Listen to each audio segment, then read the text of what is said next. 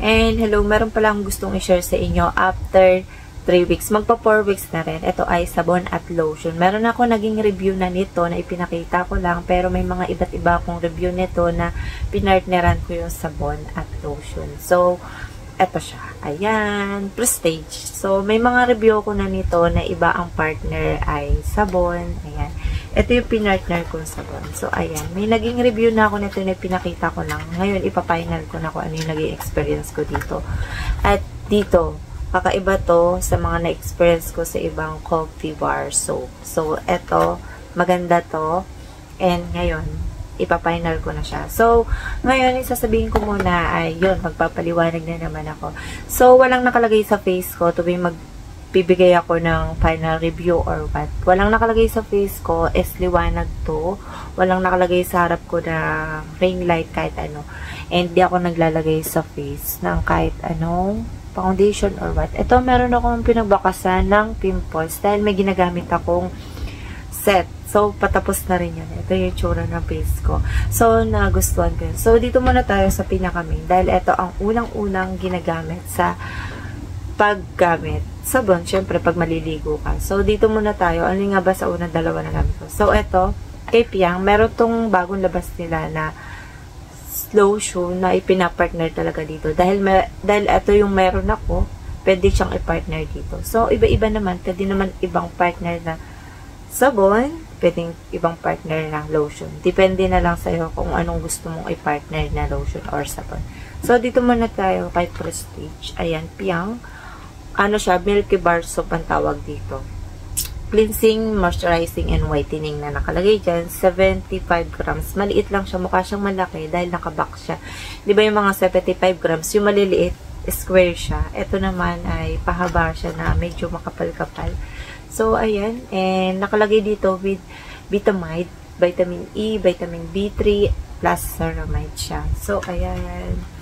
And, nandito yung paano siya gamitin. Ayan. Nandito yung paano gamitin sa face and body. Depende na lang sa'yo kung paano mo siya gagamitin sa matagal. Pwede mo siya ibabad na matagal dahil hindi naman siya mahapdi sa face. Ako naman kasi seconds lang. Paggamit sa sabon is ganito, bula lang, tapos ganun. Massage. Siyempre, kailangan din na muscle natin sa face na massage. Ayan. And, ayun. And sa katawan, 3 to 4, 2 to 3, 4 minutes mo, pwede mo siyang ibabad sa katawan. So, marami siyang, hindi naman sobrang kadamihan na ingredients. Ayan. And, nandito yung manufacturing niya. So, ayan. And, maganda to dahil, effective siya sa whitening. So, ang amoy nito ay amoy Milky Bar Soap talaga. So, ito yung laman. Ayan, papakita ko na ginamit ko talaga. Tuyo na siya dahil medyo, mas nauna ko kasi siya nagamit. So, naka-plastic na rin siya. Mas maganda naka-plastic. Nandito yung expiration niya. So, ayan. Mabango siya. Amoy siya. Milky talaga siya. So, mas maganda to. Nakakaputi siya. Cleansing, moisturizing nakalagay dyan, and whitening. So, maganda to sa nagpapaputi ng kilikili, singit, ayan. And malambot din siya sa face and balat. Saka hindi siya dry sa skin.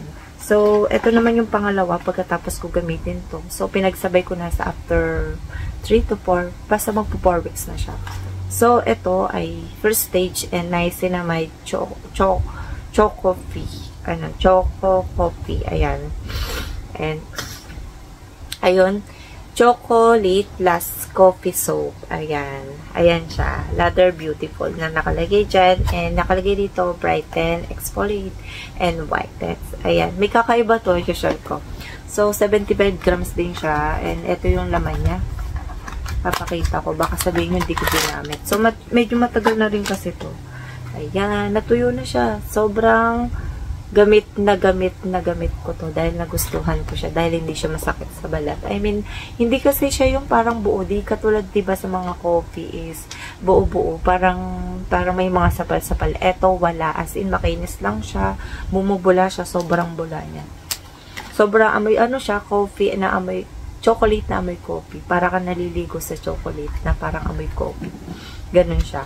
Tapos yung coffee niya, ginamit dito ay coffee Arabica. So, medyo matapat na tapang din yung coffee Arabica. So, masarap na coffee na. So, ayun, maganda to, nakakapagpalight. Maganda siya sa mga dry skin. Ayun. And, di naman siya nagbalat sa katawan tong dalawang to. Hindi siya nagbalat sa dalawang katawan to.